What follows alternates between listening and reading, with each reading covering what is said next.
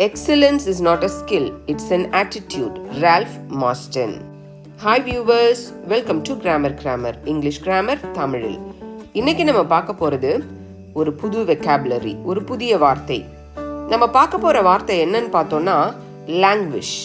இந்த வீடியோவை நீங்க ஸ்கிப் பண்ணாம கடைசி வரைக்கும் பாருங்க. இந்த வீடியோல நம்ம languish அப்படின்ற வார்த்தைக்கு பொருள் என்ன, அதே பொருள் கொண்ட மற்ற வார்த்தைகள் என்னன்னா அதை எப்படியெல்லாம் நம்ம சென்டென்ஸ்ல யூஸ் பண்ணலாம், அதோடைய ப்ரொனன்சியேஷன் என்ன, அதோடைய ஃபார்ம் என்ன, இது எல்லாமே நம்ம டீட்டெயிலாக இந்த வீடியோவில் நம்ம பார்க்க போகிறோம்.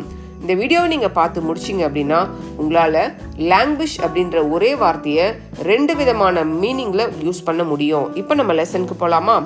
பாருங்கள், லாங்குவேஜ் அப்படின்னா க்ரோ வீக். க்ரோ வீக் அப்படின்னாக்கா வலு குறைந்து போதல் இல்லையா, வலுவிழந்து போதல். இந்த லாங்குவேஜ் அப்படின்றது இது ஒரு வேர்ப். வேர்ப் அப்படின்னா உங்களுக்கு தெரியும், ஆக்ஷன் வேர்ட். இந்த லாங்குவேஜ் அப்படின்றதுல ஒரு செயல் இருக்கு. என்ன செயல் அது பாருங்க. அடுத்தது இந்த லாங்குவேஜ் அப்படின்றத நம்ம எப்படி ப்ரொனவுன்ஸ் பண்ணுவோம் அப்படின்னு பார்த்தோம்னா லாங்குவிஷ், லாங்குவிஷ், லாங்குவேஜ் இப்படிதான் நம்ம அதை உச்சரிக்கணும். இப்போ நம்ம இந்த லாங்குவேஜ் அப்படின்ற வார்த்தைக்கு மீனிங் என்னன்னு பார்க்கலாம். அதாவது தளர்ந்து போதல், செயல் இழத்தல், வலு குறைந்து போதல். இதுதான் இந்த இடத்துல நம்ம இந்த லாங்குவேஜ் அப்படின்ற வார்த்தைக்கு கொடுக்குற மீனிங். பொதுவாக இந்த லாங்குவேஜ் அப்படின்ற வார்த்தைக்கு 4 அல்லது 5 டிஃப்ரெண்ட் மீனிங் இருக்கு. நம்ம இதில் 2 மீனிங் தான் பார்க்க போறோம். ஒன்று தளர்ந்து போதல், செயல் இழத்தல். ரெண்டாவது இந்த லாங்குவேஜ்க்கு மீனிங் என்னன்னு பாருங்க. To exist in an unpleasant or unwanted situation often for a long time. அதாவது விரும்பத்தகாத, நம்மளுக்கு இஷ்டமில்லாத ஒரு சூழ்நிலையில தொடர்ந்து நீண்ட காலம் இருத்தல். கடினமான ஒரு சூழ்நிலையில, விரும்பத்தகாத ஒரு சூழ்நிலையில தொடர்ந்து நீண்ட காலம் இருக்கிறத கூட நம்ம லாங்குவேஜ் அப்படின்ற வார்த்தையில மீன் பண்ணலாம். இப்ப பாருங்க, இந்த லாங்குவேஜ் அப்படின்ற வார்த்தைக்கு சினானிம்ஸ் என்னன்னு பார்த்தோம்னாக்கா வீக்கன், க்ரோ வீக் அதாவது தளர்ந்து போதல், சோர்வடைந்து போதல், டிட்டெரியோரேட், டிக்ளைன் அழிந்து போதல்.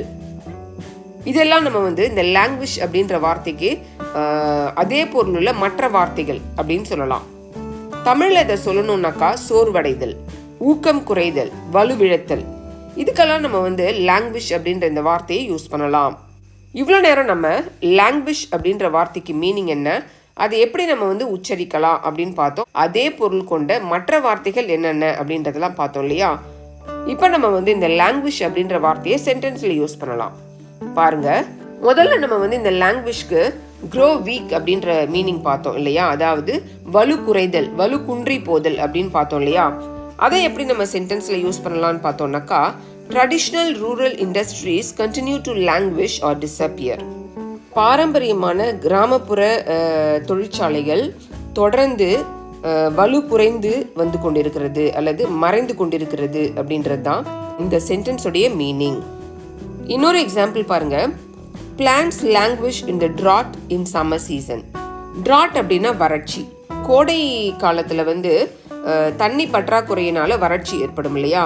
அந்த மாதிரி வறட்சி ஏற்படும் பொழுது இந்த பிளான்ஸ் அப்படின்னாக்கா என்னது, செடி கொடிகள் இதெல்லாம் தளர்ந்து போகிறது, செத்து கூட போயிடும் இல்லையா. இதுதான் நம்ம இந்த சென்டென்ஸ்ல மீன் பண்றோம். அடுத்தது பாருங்க. Ram has been languishing in jail for the past 32 years.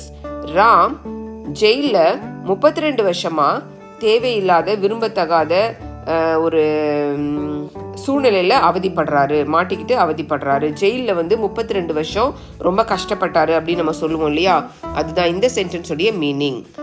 அப்போ இந்த லாங்குவேஜ் அப்படின்ற வார்த்தைக்கு மீனிங் என்னன்னு பார்த்தோம்னாக்கா to become week or feeble, ரொம்ப தளர்ந்து போதல், வலு குறைந்து போதல், சஃபர் ஹார்ட்ஷிப் அண்ட் டிஸ்ட்ரெஸ், அதாவது ரொம்ப கடினமான சூழ்நிலையில கஷ்டப்படுதல், துன்பம் அடைதல். டிஸ்ட்ரெஸ் அப்படின்னா மீனிங் துன்பம், ஸ்டேட் ஆஃப் பீயிங் அப்செட். ரொம்ப கஷ்டப்பா 32 வருஷம் ஜெயிலில் கஷ்டப்பட்டாரு ராம் அப்படின்னு நம்ம சொல்றோம் இல்லையா.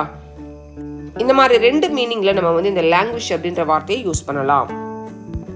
என்ன வியூவர்ஸ், இவ்வளோ நேரம் நம்ம லாங்குவேஜ் அப்படின்ற வார்த்தைக்கு மீனிங் என்ன, அதை எப்படி நம்ம சென்டென்ஸ்ல யூஸ் பண்ணலாம், அதோடைய ப்ரொனன்சியேஷன் என்ன, அதோடைய சினானிம்ஸ் என்ன, இப்படி எல்லாம் நம்ம பார்த்தோம் இல்லையா. இந்த வீடியோ உங்களுக்கு பிடிச்சிருக்கா? இந்த வீடியோ உங்களுக்கு பிடிச்சிருச்சுன்னா லைக் பண்ணுங்கள், உங்கள் ஃப்ரெண்ட்ஸ்க்கு இதை ஷேர் பண்ணுங்கள். இந்த வீடியோ இன்ஃபர்மேட்டிவாக இருக்குதுன்னு நீங்கள் நினச்சிங்கன்னா நம்ம சேனலை சப்ஸ்கிரைப் பண்ணுங்கள்.